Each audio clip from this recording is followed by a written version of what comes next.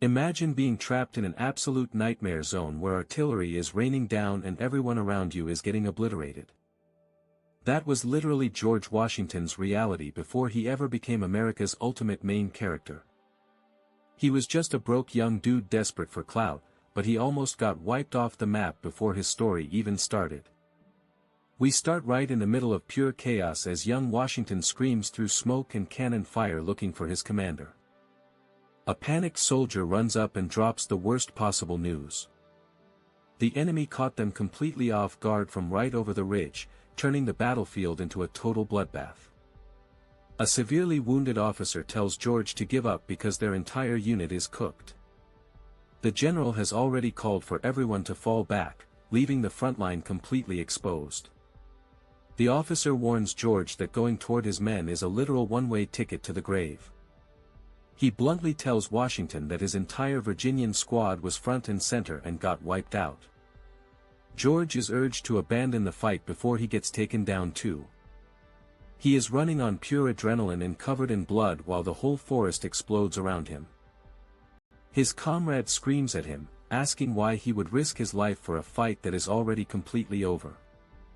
To understand how George got into this insane mess, we have to flash back to his childhood right after his dad passed away.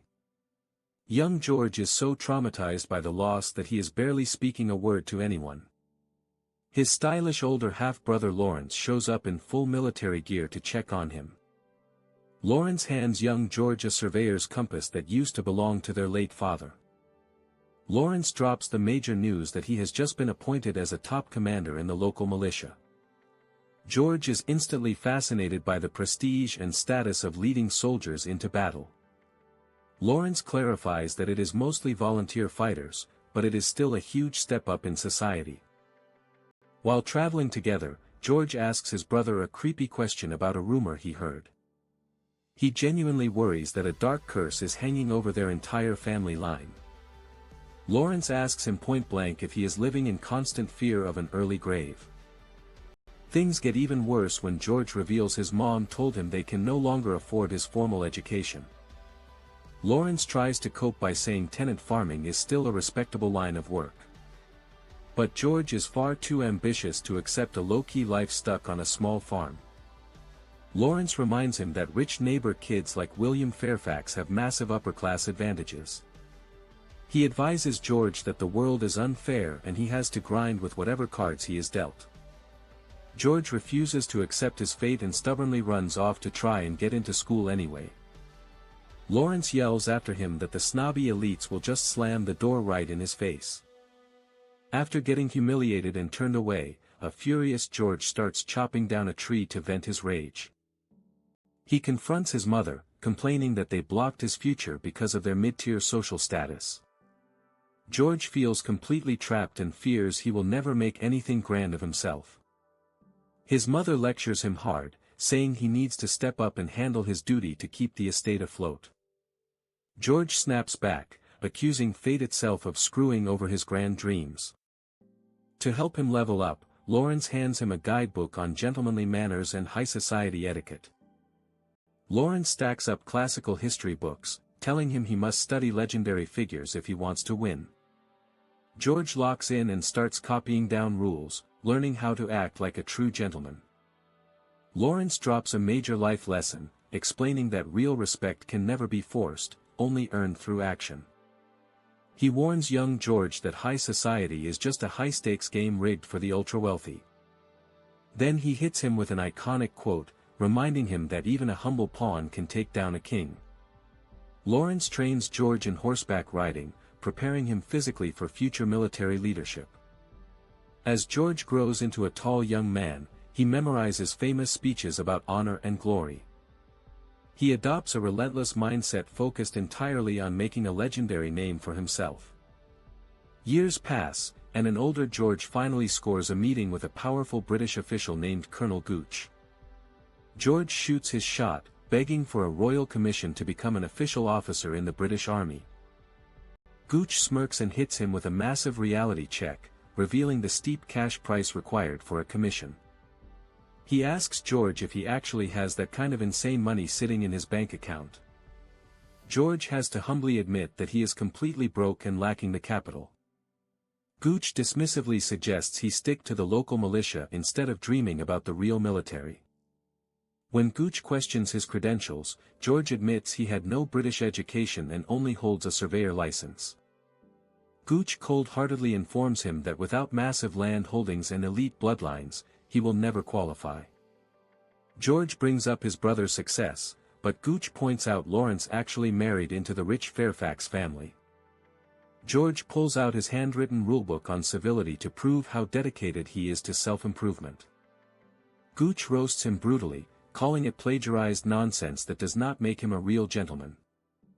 Desperate for any opening, George begs to know if there is any path forward for someone like him.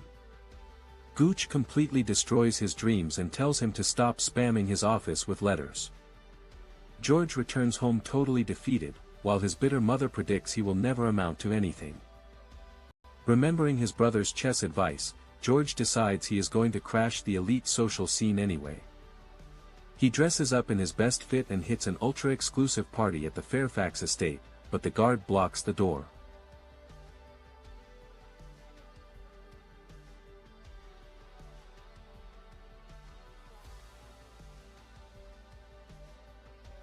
Since George was never actually invited, the guard sternly tells him to turn around and leave. George sneaks in through the back anyway and gets immediately caught by a stunning noble girl named Sally Fairfax. Sally surprisingly admits that despite her family's massive fortune, she low-key feels like an outsider too. George lays on some smooth riz, telling her that saying she does not fit in is absurd. Sally laughs but warns him that his imposing height and bold vibe make him stand out big time. George boldly asks her for a dance, but she playfully shuts him down because he crashed the party. George confidently tells her she should make room on the floor for someone with actual ambition. Lawrence catches up with George and warns him not to get overconfident around high society women. George then gets introduced to William Fairfax and Major Thomas Gage, who are discussing foreign threats. When asked about the disputed Ohio territory, George asserts that the wild frontier belongs to whoever has the guts to tame it. Stepping away from the crowd, George sneaks into the quiet library and runs right into the family patriarch, Lord Fairfax. Lord Fairfax is caught off guard to find a random ambitious young guy hanging around his private sanctuary. The wealthy old lord chuckles, revealing he was actually hiding out to escape the cringe social party himself. George flexes his deep knowledge of classical literature, completely impressing Lord Fairfax with his intellect. They talk about land development, and Fairfax admits that every powerful lord always craves the next patch of land. George sees his golden ticket and pitches himself to head straight into the dangerous wilderness to map out Fairfax's massive empire. George Washington is not trying to sit around living a chill, easy life when an entire uncharted frontier is waiting for him. Lord Fairfax officially gives him the green light to head deep into the unknown to survey his massive land claims. George slides down to the local spot to assemble his crew, linking up with his ride-or-die guide Christopher Gist and the chaotic Frisk brothers. These guys are low-key gambling and causing pure tavern chaos, but George isn't here to play games. He drops the bomb that they are heading into enemy-infested wilderness on a high-stakes surveying mission. Christopher thinks George has completely lost his mind, but the payday is way too big to turn down. Since Fairfax is paying top dollar for every single acre mapped, the squad locks in and toasts to the crazy journey ahead. As they trek deeper into the gorgeous untouched landscape, Christopher reminds George that nobody actually owns this wild terrain. But George brings that pure main character energy, convinced the frontier belongs to whoever is bold enough to conquer it. Deep in the woods, George spends his quiet nights writing insanely poetic letters to his high society crush, Sally Carey. He is down ridiculously bad, pouring out his whole heart while camping out under the stars. The boys catch him writing and immediately start roasting him without a single drop of mercy. Christopher tells him straight up that Sally is permanently out of his league social class-wise and he needs to fight battles he can actually win. Suddenly, the vibe turns terrifying as a brutal winter storm begins setting in early. Their horses are completely cooked and on the verge of dying, forcing them to abandon their primary ride. Christopher wants to hunker down in a nearby village to survive the freeze, but George stubbornly refuses to slow down. George insists on pushing through the lethal cold because failing the mission is simply not an option for his ambition. Out of nowhere, a group of Seneca warriors emerges from the fog, eyeing George's weird surveying compass with intense suspicion. George tries to keep things cool by offering up their dying horses as a gift to defuse the tension. The native warriors call out the entitlement, warning George that white settlers keep trying to slice up land that isn't theirs. George tries to reassure them that they are just there to draw maps, not steal territory. That is when the Seneca leader drops a massive plot twist that completely changes the whole game. He points into the distance, revealing a massive, heavily fortified military base hidden right in the trees. Turns out the French army has secretly invaded and built a base, prompting George and Christopher to build a hasty raft to sprint home with the intel. The river is insanely hostile, and one tiny slip means instant death in the ice-cold rapids. George refuses to chill because getting this critical intelligence back to civilization is his absolute top priority. Christopher is shocked when George starts speaking the native language, proving he's always low-key prepared for anything. Without warning, violent river currents slam into their weak raft, threatening to completely obliterate it. They fight for their lives against the roaring water, but the river totally overpowers them. George gets thrown headfirst into sub-zero water, barely pulling himself onto the frozen shoreline while gasping for air. Soaked to the bone in freezing weather, hypothermia sets in fast, putting both of them on death's door. They collapse on a tiny frozen island, slowly freezing to death under the pitch-black night sky. Against all odds, the entire river freezes completely solid overnight, creating a literal miracle ice bridge for them to walk across. George survives and rushes home to his older brother Lawrence, who is coughing up blood from terminal tuberculosis. Lawrence knows his days are numbered, but he sees a massive opportunity for his younger brother to level up. He urges George to deliver these urgent French military maps straight to the governor before anyone else steals the credit. Lawrence steps down from his high military rank so George can step up and claim the massive position for himself. George marches straight into the royal palace to present his mind-blowing intelligence report to Governor Dinwiddie. The governor goes full panic mode when he realizes the French are illegally setting up shop on British-claimed territory. George doesn't hesitate for a single second, instantly volunteering to march back into enemy territory to confront the French. He speaks with ultimate confidence, proving he knows the wilderness better than any high-ranking British military officer. The governor is low-key skeptical about trusting a young local colonist with such a massive geopolitical mission. George stands tall and promises he is about to flip the governor's opinion of colonists completely upside down. He reveals his brother's heartbreaking illness and hands over Lawrence's official letter of recommendation.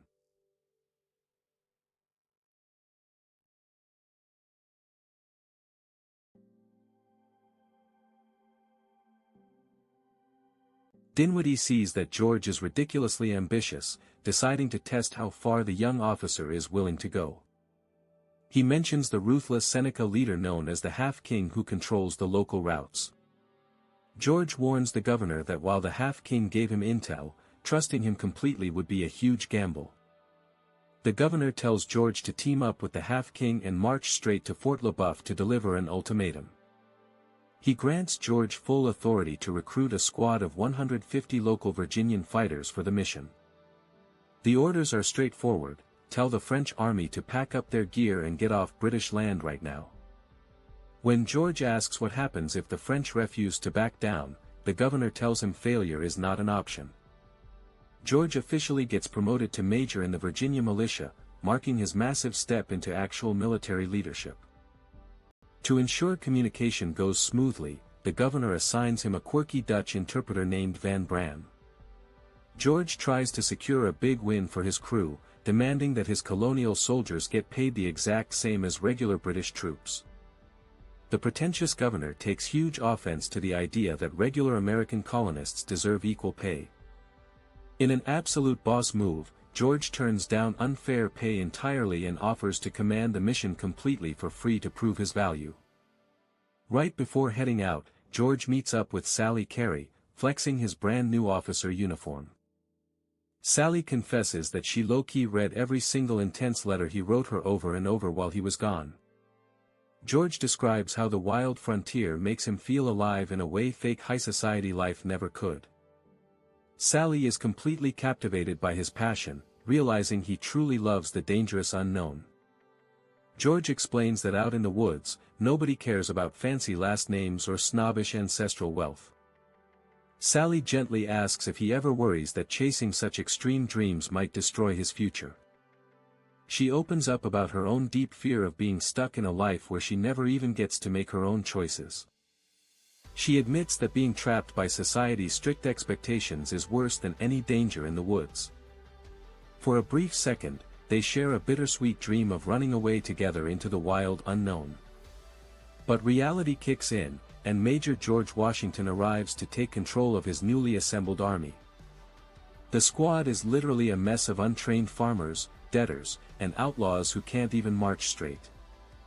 The heavy supply carts immediately get stuck on the narrow mountain paths, causing instant logistical chaos.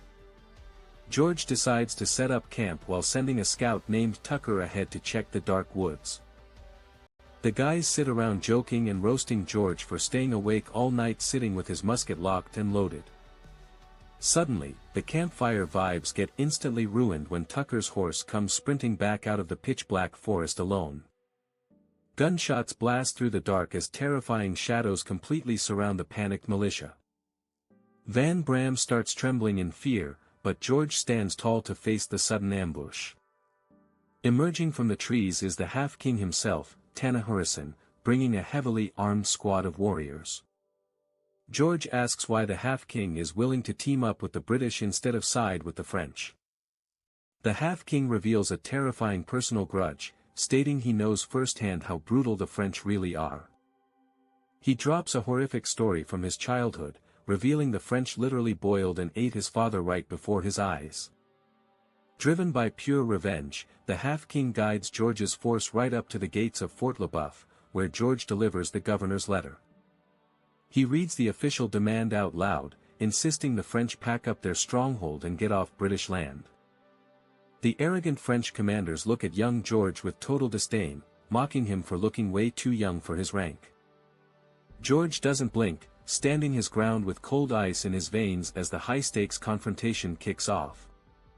George sits down for dinner expecting diplomacy, but the French commander gives him the ultimate side-eye. The French officer low-key roasts George right to his face for being way too young to lead an expedition. He openly tells George that the British only sent a provincial rookie so they could scapegoat him when everything goes wrong. When George delivers the king's demand to leave the territory, the French literally mock the idea that Britain owns the Ohio Valley. The French commander slams his fists on the table, declaring they will never abandon their forts without a fight. After disrespecting George's native ally, the French commander orders George to get lost before things get bloody. Determined to break records, George leaves his main unit behind to personally rush the French response back to headquarters. The moment George bursts into Governor Dinwiddie's office, the governor presses him to keep pushing without stopping to catch his breath.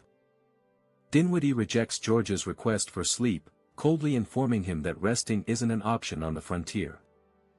He demands George pull an all-nighter transcribing maps and journal entries before the morning council meeting. Dinwiddie pressures George to prove that choosing an inexperienced colonial officer wasn't a massive mistake. His sick brother Lawrence tries to reality check him, warning that the British elite are just setting him up as a fall guy. George refuses to back down, believing this high-stakes mission is his one-way ticket to real clout and respect. Lawrence insists that if George wins, the crown will steal the glory, but if he fails, he takes all the heat. With peak main character energy, George vows that failure isn't even an option on his radar. George asserts that taking bold risks is the only way he will ever earn the high society status he craves. Lawrence warns him that no matter how hard he grinds, the British class system is rigged against colonials. He begs George not to trade his life just to chase validation from men who treat him like a second-class citizen. George stubbornly insists that a man should be judged by what he builds with his own hands rather than his birth status. When told that the world doesn't work that way, George boldly claims the world needs to be remade entirely. Deeply wounded by his brother's lack of faith, George walks away to prepare for his next move. At a high society ball, George makes a surprise entrance to catch the eye of Sally Carey before heading off to war. Sally warns George that trying to play the aristocrat's game will only break his heart.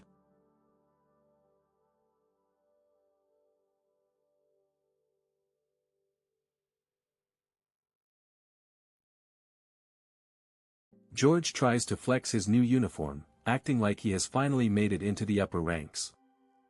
Wealthy heir William Fairfax instantly steps in to passive-aggressively remind George that he is still just a colonial officer.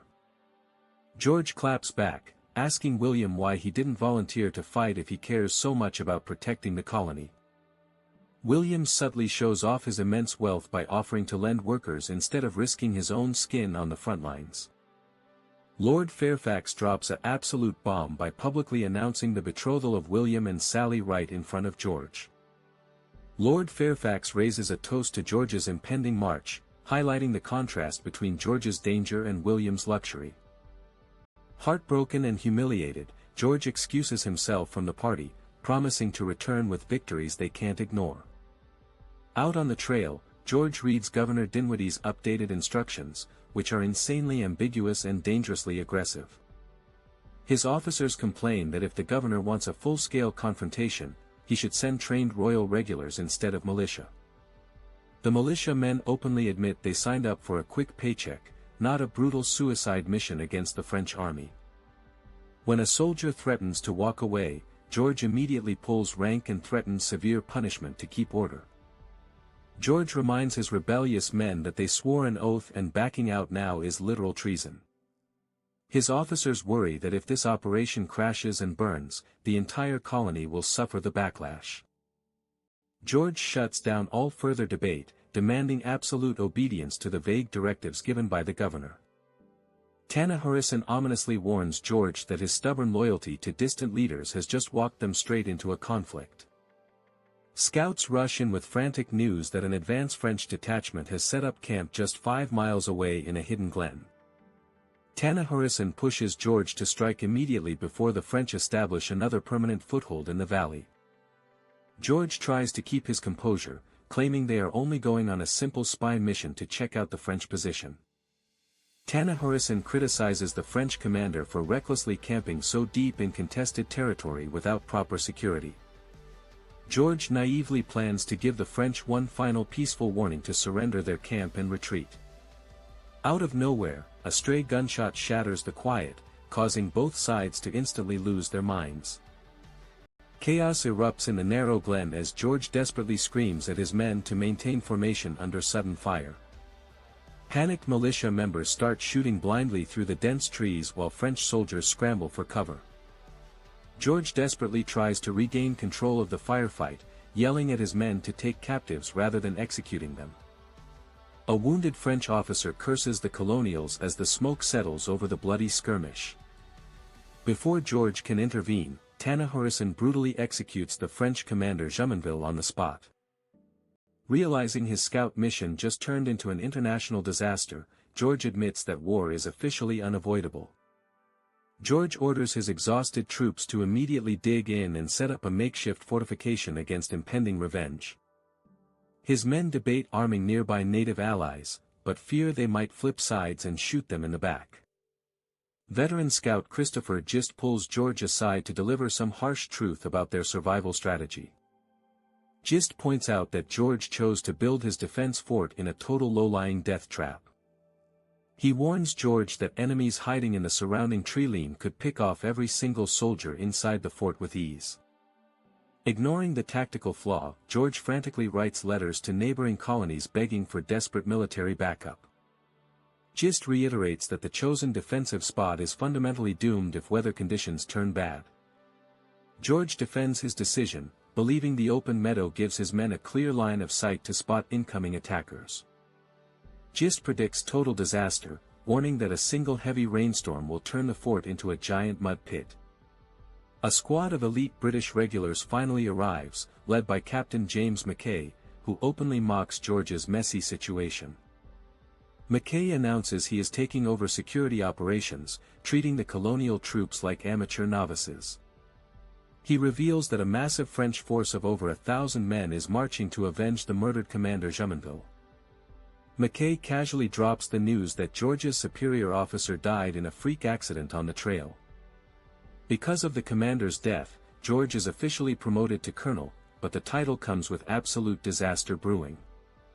Despite George's new title, Captain Mackay refuses to take orders from a provincial officer with lower royal standing. Mackay asserts his ultimate elitism, claiming a royal captain still outranks a colonial colonel every single day. George sarcastically dubs his poorly planned wooden palisade fort necessity because it was hastily built out of pure desperation. Dark clouds roll in and torrential rain begins filling the fort's trenches faster than soldiers can bucket it out. Mackay mocks the horrific flooding, sarcastically suggesting they build a navy inside the swamped compound. Tanna Harrison slams George's stubborn reliance on European tactics, warning that his rigid style will get everyone slaughtered. George tries to argue that standard field rules apply, but the native chief scoffs at both European armies. Tanna Harrison drops a chilling truth, telling George that neither the French nor the British truly own the land they are bleeding for. Gist begs George one last time to abandon the flooded fort and save his freezing men before it is too late. He urges George to put his huge ego aside and fall back to save the remaining troops from an obvious trap. George stubbornly double-downs on his position, refusing to retreat and admit his strategic mistake. Mackay confronts George as the camp degrades into a literal swamp with soaked gunpowder and starving soldiers. George tries to snap at Mackay for insubordination, but Mackay laughs off George's shaky authority. Suddenly a sniper shot echoes from the woods, kicking off an absolute nightmare ambush as enemy forces rain hell down on the flooded fort. The French and native forces are raining total chaos on Fort Necessity, leaving George and his men absolutely cooked. George tries to rally his troops in the pouring rain, but the whole setup is a literal disaster. He orders Christopher to split the forces, trying desperately to keep their defense from falling apart. But the fort is completely flooded with mud and water, making it a total death trap. With nowhere to hide, every single soldier is forced right into the open fire.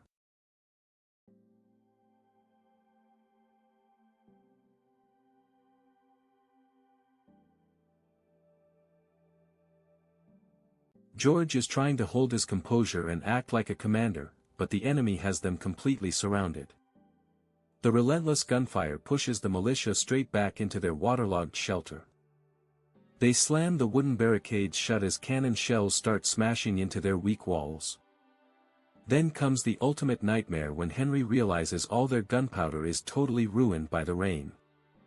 With zero ammo working, the entire regiment is left completely defenseless inside the flooded fort. The men are freaking out because staying inside means waiting for absolute slaughter. George stubbornly refuses to back down, desperately clinging to his main character energy. He commands them to prepare for hand-to-hand combat, willing to go down fighting to the end. His officers scream at him to face reality before every single young guy gets wiped out. George tries to protect his pride, but watching his friend just bleed out breaks his resolve. He cradles his dying buddy, realizing his reckless ambition just cost innocent people their lives. To save his surviving men, young Washington is finally forced to raise the white flag. The French offer terms that allow the militia to march away, but there is a massive hidden catch. George signs the surrender document without knowing French, unintentionally taking the blame for an assassination. Defeated and humiliated, George marches his broken men back home with his head hanging low. Governor Dinwiddie goes absolutely ballistic when George returns with the signed document. George tries to explain that the French translator totally tricked him on the wording. Dinwiddie does not care about excuses because the political damage is already massive. The young officer admits his blind trust led him right into a masterclass political trap. Dinwiddie brutally lectures him that true leaders must own every single mistake no matter what.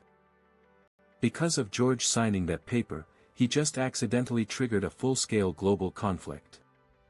The governor decides to cover up the truth to save his own political skin in London. Disgusted with himself and the whole situation, George officially steps down from his command. He surrenders his military coat, believing his ambition completely ruined his life. Dinwiddie warns him that quitting now means kissing his high society dreams goodbye forever. Returning to his family estate, George faces the heartbreaking loss of his beloved brother.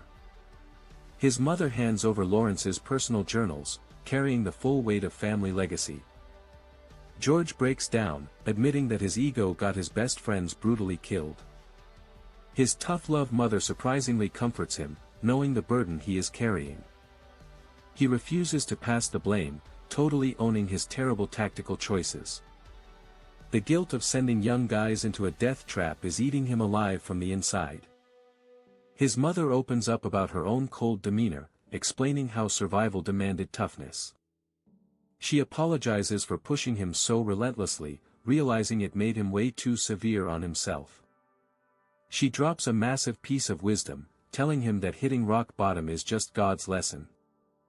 If he learns from this humiliating disaster, he can transform his pain into true strength.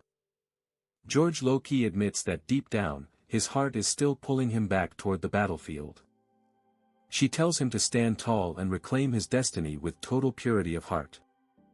She urges him to stop seeking clout and start fighting for something bigger than himself.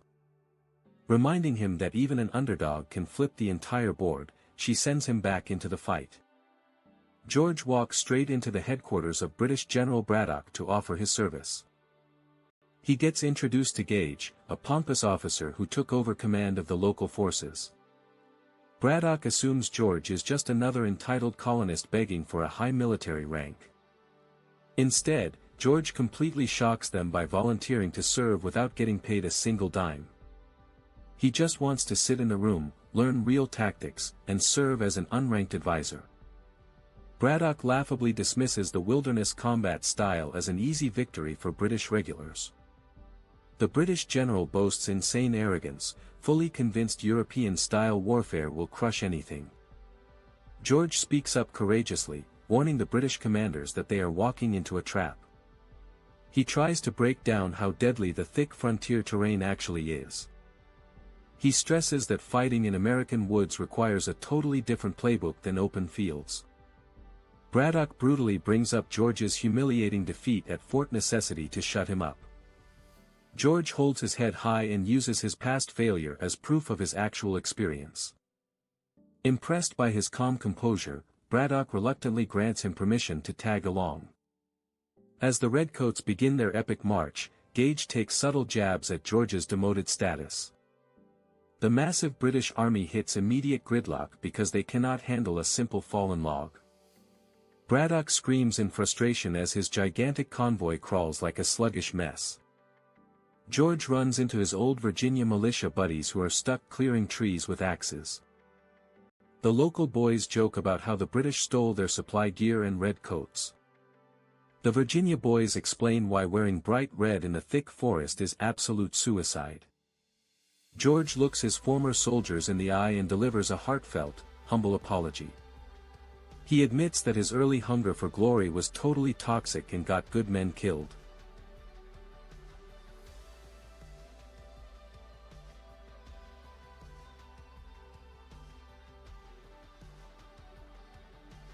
He swears to stand on the front lines as an equal, earning back their respect instantly. George is stunned to find out Braddock had his men haul a heavy luxury piano into the woods. He realizes the British leadership is insanely disconnected from the harsh realities of wilderness warfare. The brutal march drags on, wearing down every single soldier in the massive column. Suddenly, George comes down with a terrifying case of severe dysentery and burning fever. He wakes up delirious inside a supply wagon, barely able to sit upright. Gage informs him that they are closing in fast on the French stronghold. Even while near death, George desperately warns Gage to watch the tree line for hidden enemies. He warns that marching in tight line formations makes them sitting ducks for guerrilla tactics.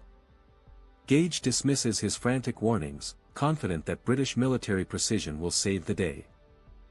The advance guard moves forward through the heavy foliage near the riverbank. The giant British force marches straight into a narrow forest clearing without scouting ahead. Suddenly, bird calls echo through the trees, gunshots ring out, and complete hell breaks loose as the ambush hits. The British forces are getting absolutely wiped in a brutal French and native ambush. Officers are screaming frantically as gunshots light up the dense forest from every angle. General Braddock tries to force his men into standard European lines, but it is low-key a suicide strategy. The enemy is firing from hidden positions, completely wrecking the panicked vanguard. A fleeing officer warns George Washington that their entire offensive has totally collapsed. George demands to know the location of the leadership while complete chaos explodes around them. The officer cold-heartedly tells George his Virginian militia was completely slaughtered at the front. He warns George that riding back into that absolute meat grinder means instant death. When asked what could possibly be worth risking his life for, George does not even hesitate. With pure main character energy, George mutters about his men and charges right back into danger. Redcoats are dropping everywhere as George rides frantically through the brutal crossfire. Smoke covers the field while trapped soldiers try and fail to set up defensive bayonets. A terrified soldier points George toward the dying commander slumped beside his horse. Braddock bleeds out while stubbornly insisting he never gave the command to fall back. The general hands George his official officer sash so the troops will recognize his command. Braddock gives George his own steed and begs him to save whoever is left. George promises to rescue their remaining forces before galloping back into the thick smoke. Riding high on horseback, George yells at the fleeing redcoats to stop running. He takes total control of the field and orders the panicked survivors to form up. Tucker joins George on the improvised line, ready to make a desperate stand. George instructs his guys to ditch rigid British tactics and use forest cover like the enemy. George realizes his closest Virginian squad mates are still trapped near the riverbank down below. Tucker confirms that the remaining Virginian boys are completely encircled and running out of time. George orders Tucker to keep the main enemy force busy while he pulls off a wild rescue mission. Driven by sheer determination, George leads a tiny squad straight into enemy territory. Down by the river, the trapped Virginians feel totally abandoned by the retreating redcoats. Henry desperately asks his squad mates for ammunition, but their pouches are completely dry. Through the dense black smoke, the trapped men spot a solitary rider charging toward them. Henry cannot believe George is crazy enough to break through enemy lines just for them. George leaps off his horse and instantly points out the enemy positions on their right. The boys panic over having zero gunpowder left to return fire against the advancing forces. George tosses them fresh powder horns so they can gear up for one last stand. He orders everyone to quickly load every single musket they can lay their hands on. George commands the Virginian militia to line up behind a natural dirt bank for protection. He coordinates disciplined tactical volleys to push back the encroaching attackers. The squad drops a heavy volley of lead that instantly halts the enemy advance. George lays out a fast escape plan for the boys while preparing an insane distraction. The soldiers watch in shock as George steps completely out into the open to draw all enemy fire. Bullets whiz past George's head from every direction, missing him by literal millimeters. Taking advantage of George's wild decoy move, the squad breaks right and makes a clean exit. George screams at them to run while snipers unleash a total storm of lead directly at him. After the firing subsides, the surviving men begin sorting through the heartbreaking casualties. George confronts the surviving British officer who assumed George was dead miles back. The officer tries to justify fleeing by claiming the fight was already cooked. George firmly reminds the elite officer that while redcoats can sail home, Virginians are fighting for their actual home. The grim reality hits hard as hundreds of brave men lay dead in the wilderness. His men express eternal gratitude to George for refusing to leave a single soul behind.